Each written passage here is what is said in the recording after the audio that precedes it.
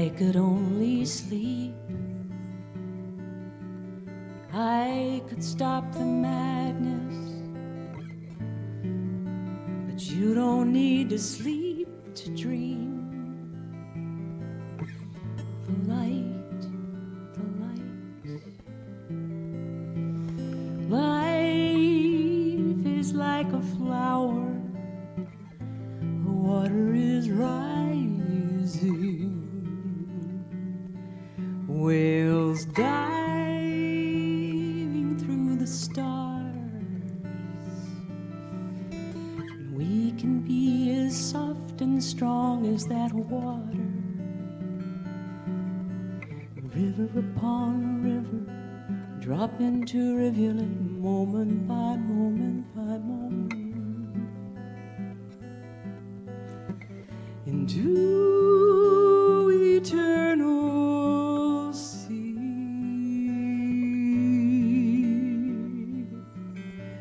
Coming back to our source, coming back to ourselves, all in a dream, all in a dream, reaching out from the inside.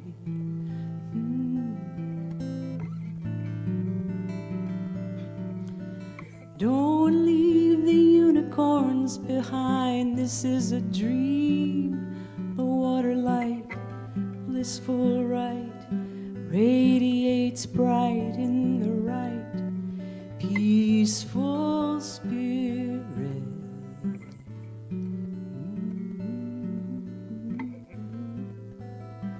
22, 23, the unfinished work of the day passes. I found the solution. 24, 25. Coming back to our source, coming back to ourselves, all in a dream, reaching out from the inside. In the universal dream flow, hopes and dreams, hopes and dreams. In the universal dream flow.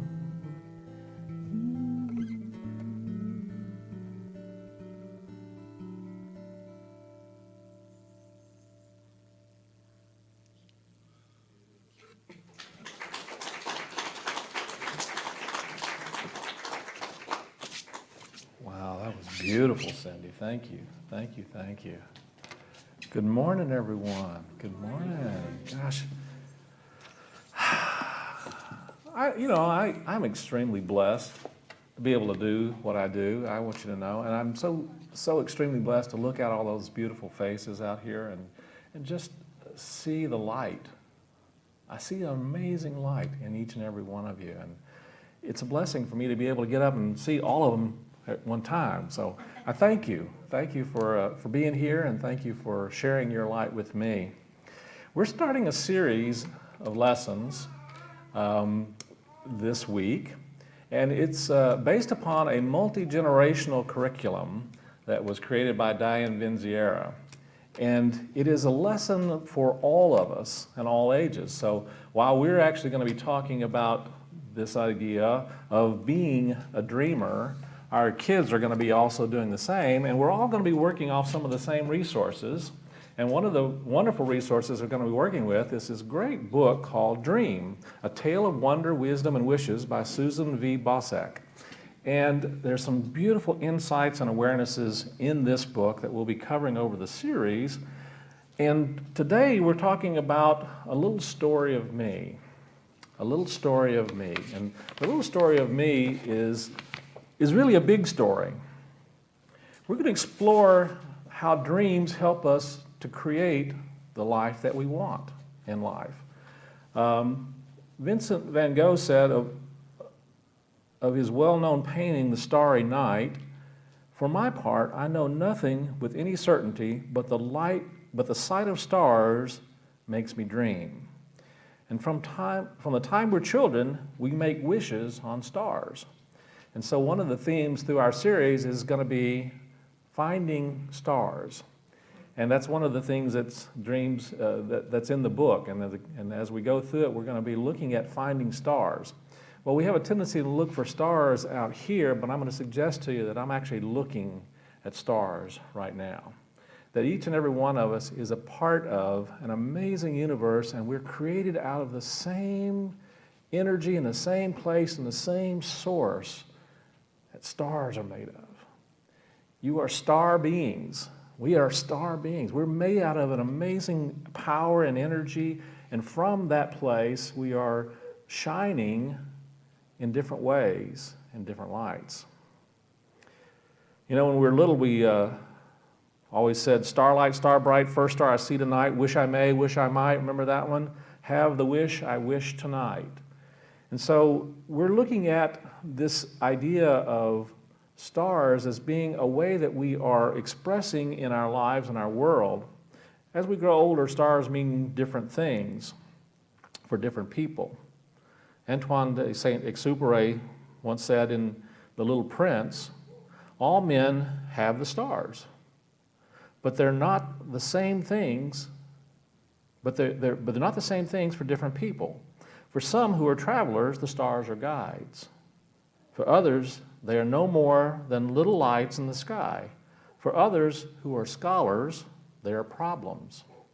For many businessmen, they are wealth. But all these stars are silent.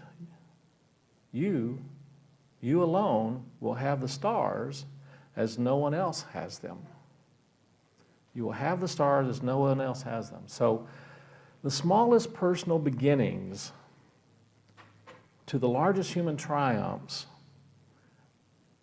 would not exist or be without the ability to dream.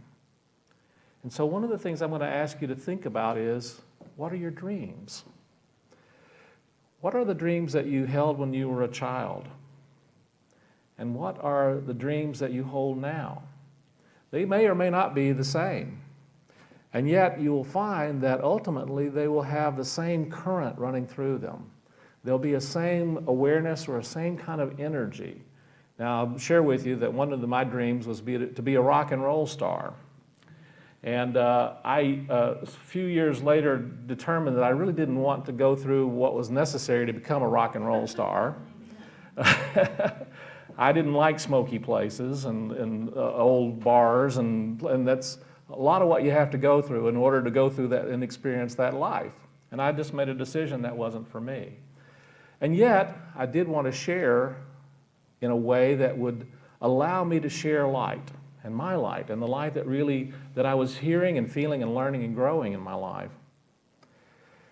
T.S. Eliot said, "We shall not cease from exploration, and the end of all our exploring will be to arrive where we started and know the place for the first time." So we're going to talk a little bit about how this whole thing began, about dreaming, and how we began as dreamers. But I'll tell you a story. I always like to start off with a story, right? This is one of my favorite stories. Many of you heard it before, but I think it's very apropos. There was a group of scientists who got together one day, and they decided that man had come a long way and really no longer needed God. And so they picked one scientist to go and tell God that they were done with him. They thanked him very much, but they didn't feel like they needed him anymore. And so the scientist walked up to God and said, "Well, we've decided that we no longer need you, and we're to the point that we can clone people and do miraculous things, so we just don't need you anymore."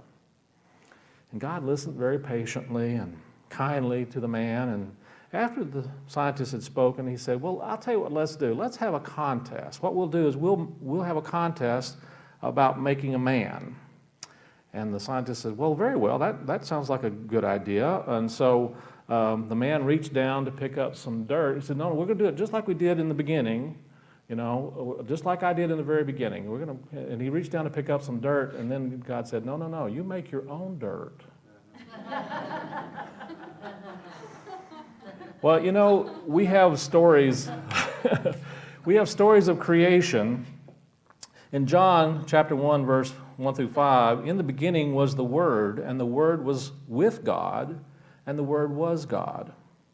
The Word was with God in the beginning. Everything came into being through the Word, and without the Word, nothing came into being.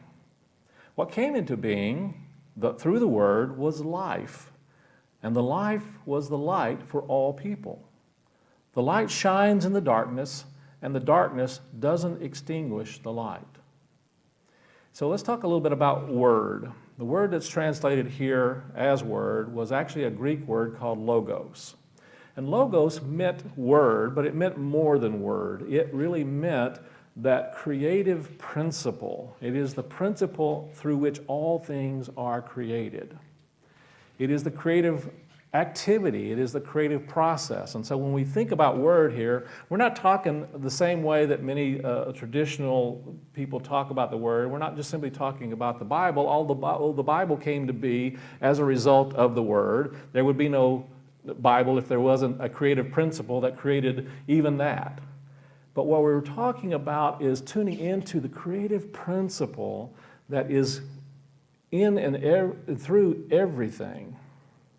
In Genesis, it says, God created humanity in God's own image. In the divine image, God created them. Male and female, God created them. And so if I ask the question, who are you? Most of you will oftentimes say, well, I'm Tony Roebuck, or you'll say your name, or you'll say, sometimes people will say, well, I'm an accountant, or I'm a minister, or I'm an architect. Well, that's just a role you play.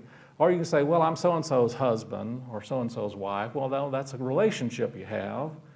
The question really is, who are you? And so we're asking that question to really listen to not only who we are, but to what we are. It's really, when we ask this question, it's a question that has been around for centuries. It's an important question, and because it's, I think, valuable to understand where we're coming from and what we are and how we are a part of this amazing universe and how we can participate in it and how we're being called to participate in it. So I'm going to read to you a very amazing story that our young ones are going to be enjoying as well. Our story today is Becoming Me. And Becoming Me is by Martin Borison. And it starts, once upon a time. Great start for a story, wouldn't you agree? Once upon a time. Once upon a time, I was. There was nobody who knew that I was. But I was. I like to make myself into different shapes, lots of different shapes, all me. Everywhere I looked, there was only me. I must be very big. I played by myself for ages. It seemed like forever. And then I started to get lonely. I wanted someone else to play with, someone who wasn't me. So I took a deep breath, gathered all my strength together, and squeezed really hard. And I started to feel dizzy, and it felt like I was falling. And then suddenly, in a big burst, I became something else. This was so much fun, I did it again and again. Lots of different ways. I do it all the time now. I can become all kinds of things that grow and swim and fly and crawl and run. And one day, I squeezed extra hard. I pushed and I pushed and I pushed. And then all of a sudden, I became. Ready for it? Yep. I became you. What is this thing I'm in? Just one moment ago, I was so big, and now I'm so little. It's like I'm all wrapped up in love. But as soon as I become you, as soon as I became you, you forgot that you're me. In time, you forgot all about me. I love the artwork, isn't that great? Can you guys see that? Every so often, you wonder who you are. And I'm right here, reminding you. I'm always busy now, cheering you on. I like it best when you discover me, and then we play together, you and I. And sometimes you realize that you are me. And sometimes you forget that everything else is me too. Notice the little dark things. But even then, I still love you. Little me.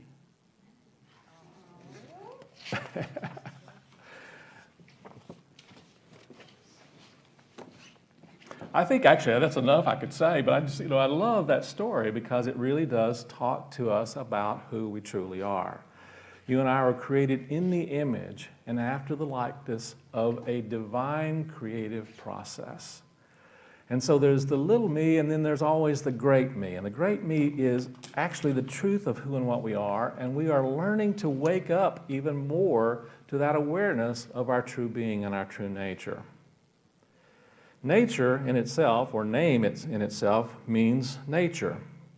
Moses said to God, "Suppose I go to the Israelites and say to them, 'The God of your fathers has sent me to you,' and they ask me, 'What is his name?' Then what shall I tell them?"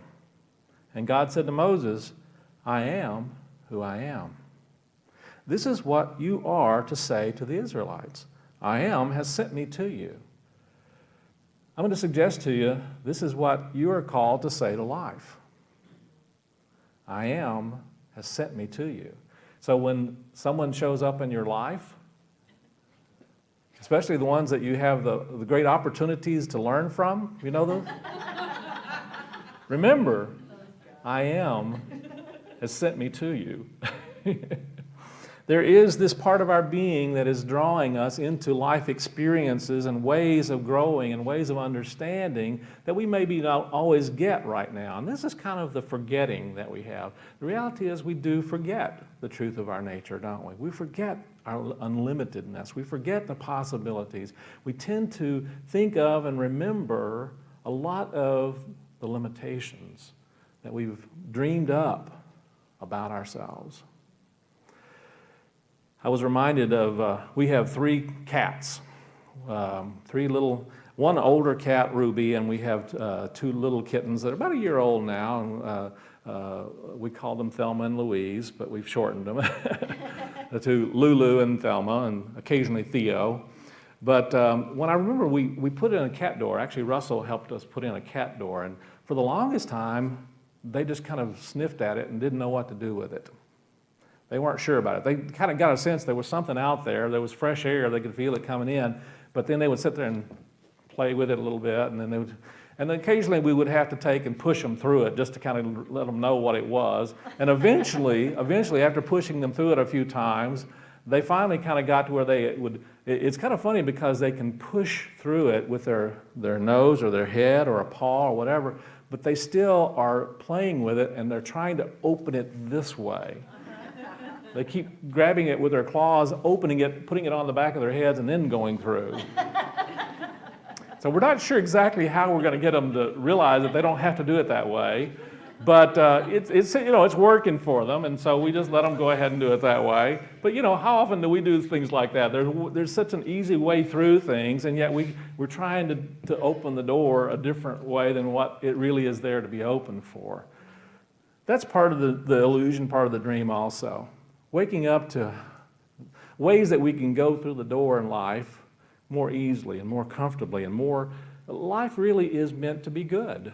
Life is really meant to be a blessing. Life is really meant to be an experience of love and joy and possibilities and peace and prosperity. And you and I still oftentimes find ourselves trying to open the door the wrong way, don't we? But that's part of our learning process also. That's part of who we are as well. In Matthew chapter 10, verse 29, are not 2 sparrows sold for a penny? And yet not one of them will fall to the ground apart from his will, the will of your Father. And even the very hairs of your head are all numbered. So don't be afraid. You are worth more than a sparrow. Well, I don't know whether that's true or not, but I do think that you're not any less than a sparrow for sure. And a sparrow is a magnificent creation of God and a beautiful expression of the divine. And yet you are a precious expression of that light. And the more we can recognize that and remember that, the more we're helping to create a different world, not only for ourselves, but for those around us. You see, the dreams that we are having are not just our dreams. You do realize that, don't you? That oftentimes when we are dreaming, we're dreaming things that can be and the possibilities, but sometimes they're possibilities that we really don't want, don't we? We call those nightmares. Ever had a nightmare? Sometimes we find ourselves living in what we consider to be a nightmare. But it's important to recognize, one of the things I used to teach dream workshops, and I love teaching dream workshops. I'll teach another one here. I haven't done that in a while, but one of the things I remember teaching people and what I learned about dreams is that dreams ultimately, the sleeping dreams, ultimately are everything in it, are characters in it, the emotions that you feel, the actions that you're taking. There is some representation of what's going on in your waking life. And the characters represent some belief system or some part of your own nature or own being. So when something shows up in your dream, it's a reflection of something that's within you that's trying to be expressed. And I remember many years ago having a recurring dream. Anybody have recurring dreams?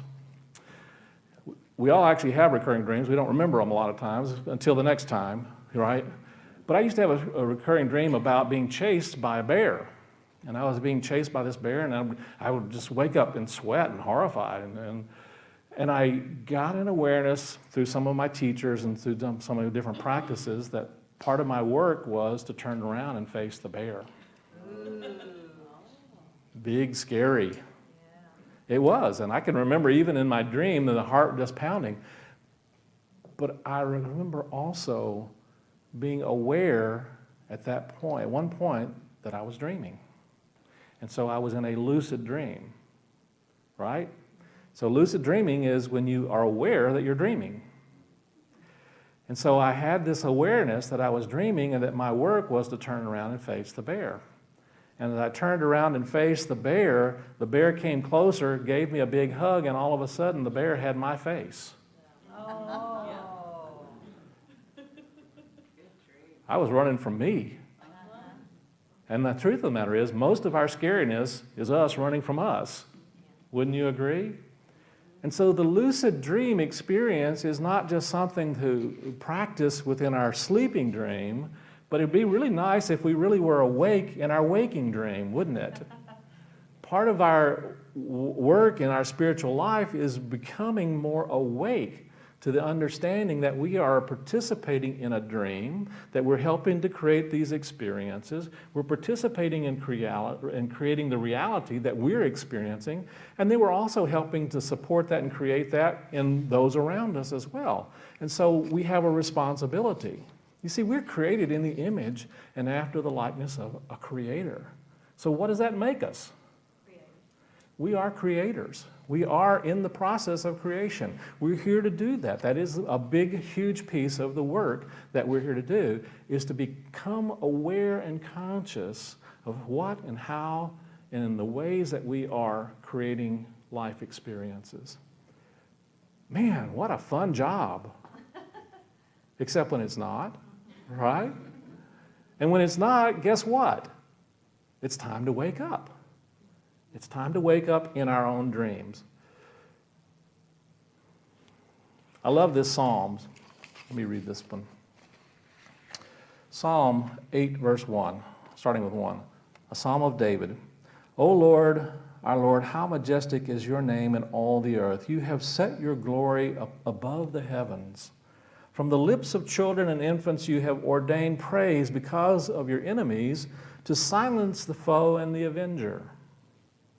When I consider your heavens, the works of your fingers, the moon and the stars which you have set in place, what is man that you are mindful of him?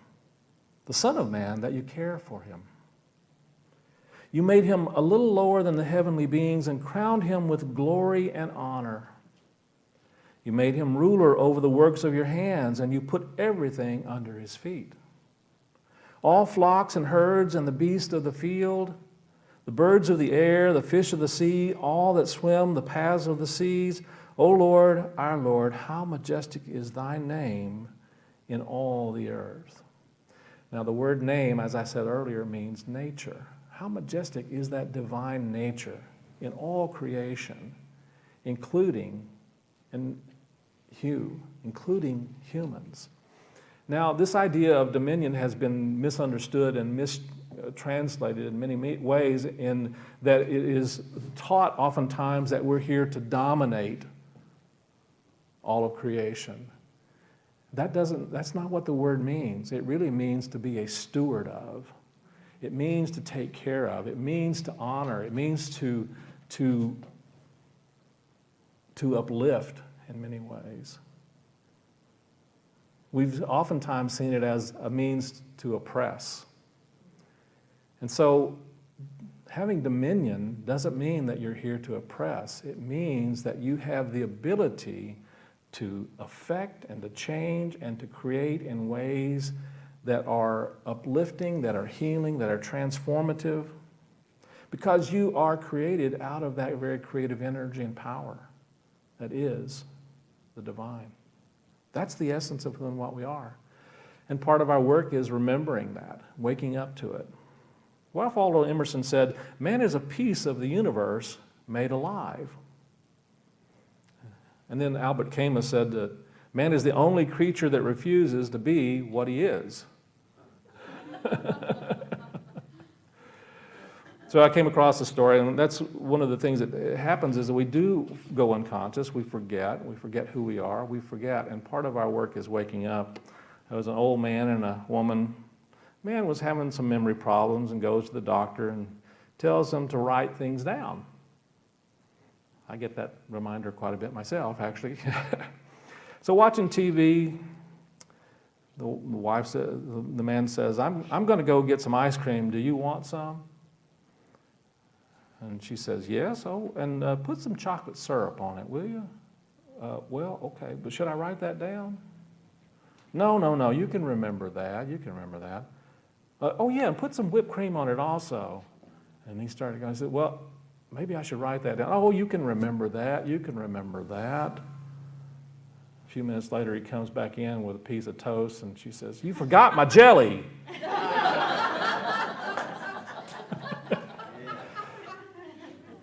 Sometimes we forget the jelly.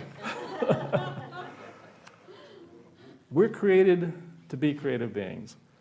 And part of our work in dreaming the dreams that we dream, the dreams that we have for ourselves, the dreams that we have in life, are to uplift the dream of the race.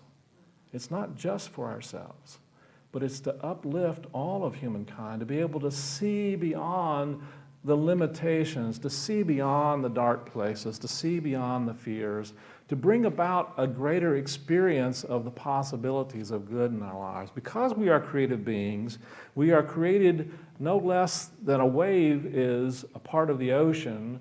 We are a part of the divine. And we are here to express in wonderful, beautiful, unique ways the dreams of our life. Abraham Hicks talks about this in terms of paying attention to our preferences, noticing what it is that you prefer to experience in life. And a big part of working with the understanding of our creative abilities and powers is recognizing that law of attraction, that we are holding in consciousness, whatever we're holding in consciousness is a part of what we're helping to participate in and create. And so if we're spending a lot of time hanging on to our worries, our fears, our doubts, our limiting thoughts and beliefs, our judgments, our blames, what are we helping to create more of? We're called to come up higher. We're called to be dreamers. So I love this. Another one I came across again that I think really fits is, here's 10 rules for being human. You will receive a body.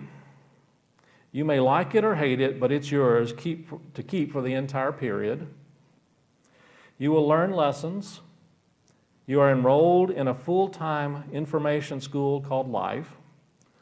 Number 3, there are no mistakes, only lessons. Growth is a process of trial and error and experimentation. The failed experiments are as much a part of the process as the experiments that ultimately work. Number 4, lessons are repeated until they are learned. Darn, was hoping to skip that curriculum. A lesson will be presented to you in various forms until you have learned it. And when you have learned it, you can go on to the next lesson. And number 5, learning lessons does not end. There's no part of life that doesn't contain its lessons.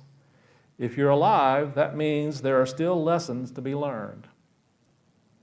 6, there is no better place than here. When you're there has become a here, you will simply obtain another there.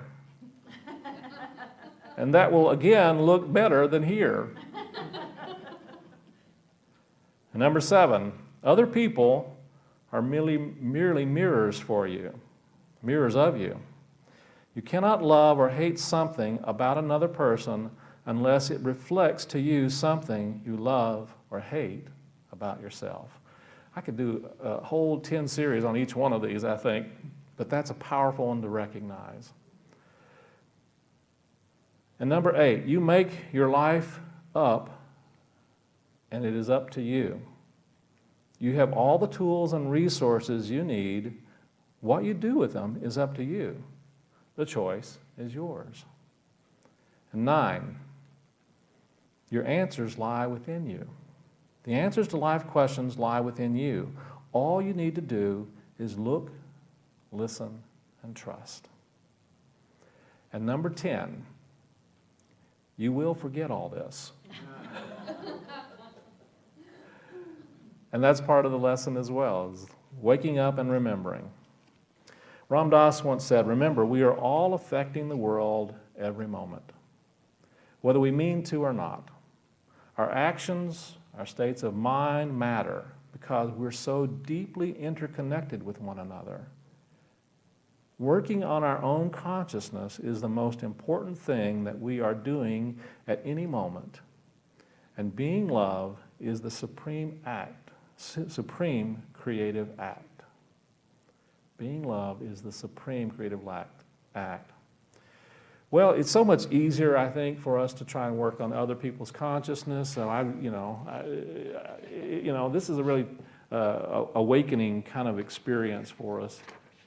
But the reality is our work is to work on us and to allow ourselves to see ourselves in a new way, to dream ourselves into new possibilities, to dream ourselves in a new way of seeing and being, to express more in and through us the possibilities of a greater good in life, to turn our attentions away from the nightmares that we've set up and created, and to really tune into these greater possibilities of good. And it's an ongoing practice. It really is the practice of what we are called here in Unity to do and be.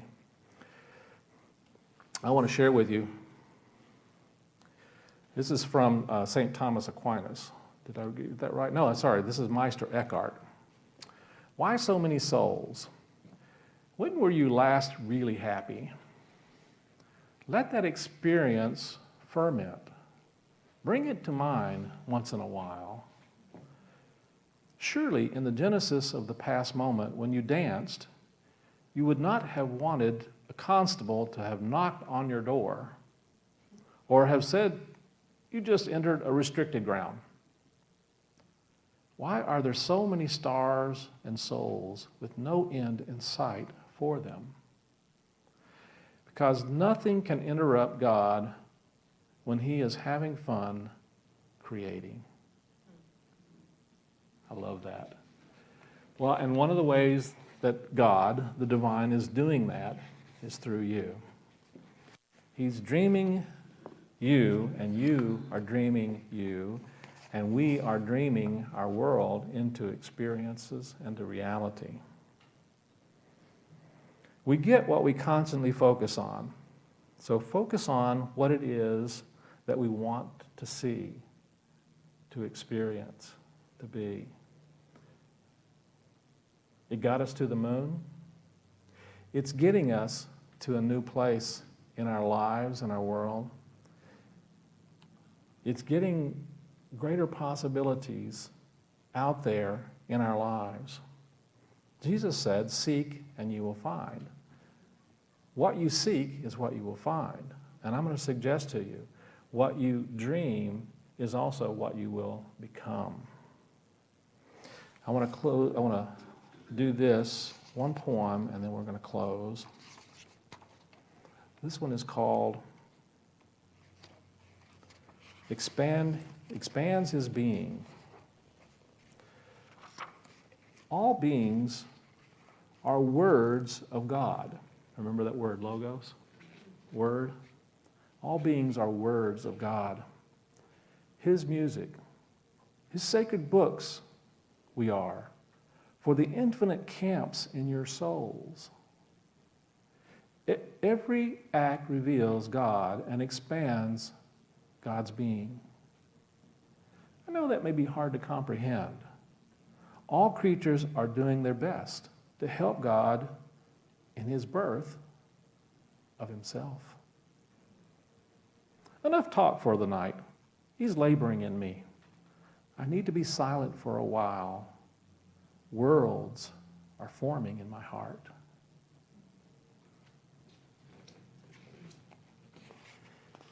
You are created in the image and after the likeness of that which has created stars, is creating stars, and yes, destroying stars and creating new stars.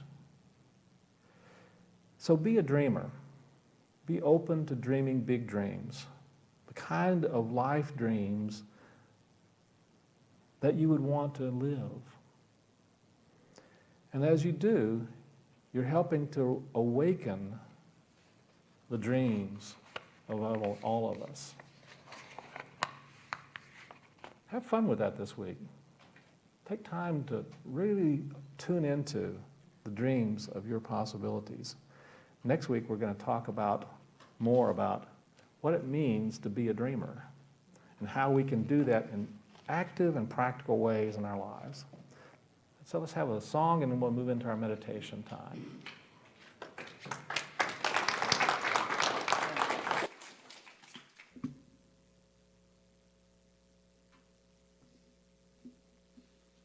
Just keep making it up as we go. And I would have the words here, but didn't quite get that far. I am you, you are me, we are stars, thankfully. Dream of you, dream of me, night and day. Let it be. I am you. I am you. You are me. You are me. We are stars. We are stars. Thankfully. Thankfully. You can make up your own melody. Dream of you. Dream of you. Dream of me. Dream of me. Night and day. Night and day. Let it be.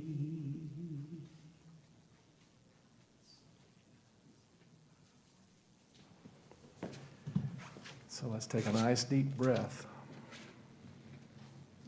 Breathe into the heart space. Allow the heart to be open. be open to the power and the energy of the creative process, the creative spirit, the very act of creation taking place. Not just at the beginning, when God pushed and became you, but be open to allowing that energy to be a light, a power working through you. See yourself and the world around you showing forth the beautiful colors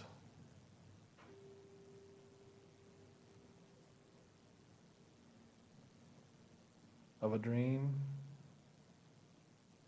a possibility,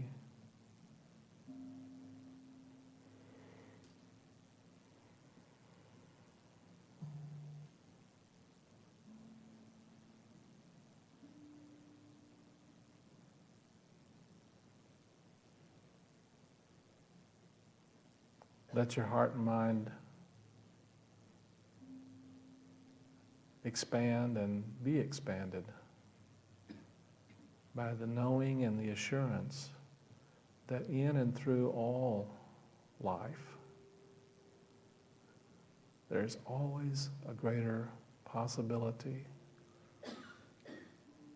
Just as the wave is part of the ocean, know that the ocean is in the wave that you are.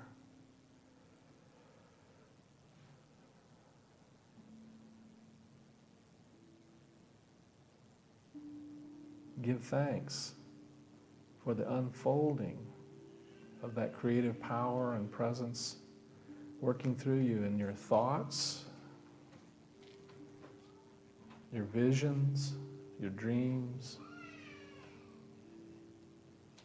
your beliefs.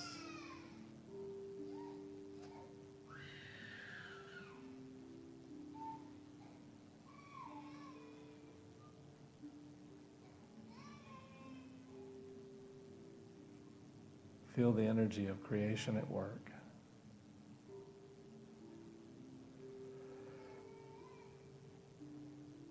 If there's some dream you've had of a difficulty or a challenge, take a moment now and dream yourself on the other side of that challenge. See yourself looking back and going, oh, that was an interesting dream.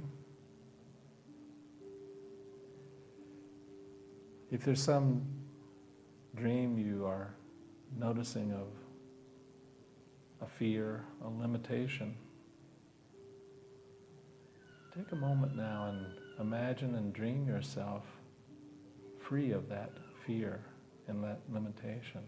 Feel what it feels like to not be there in that dream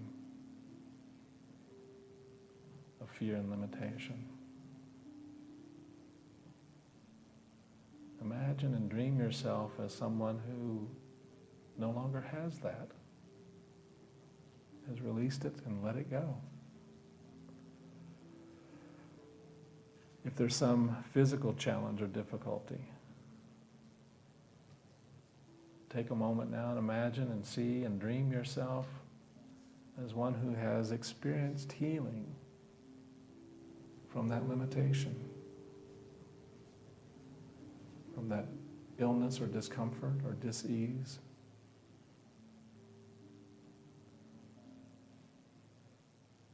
And be open to allowing that presence.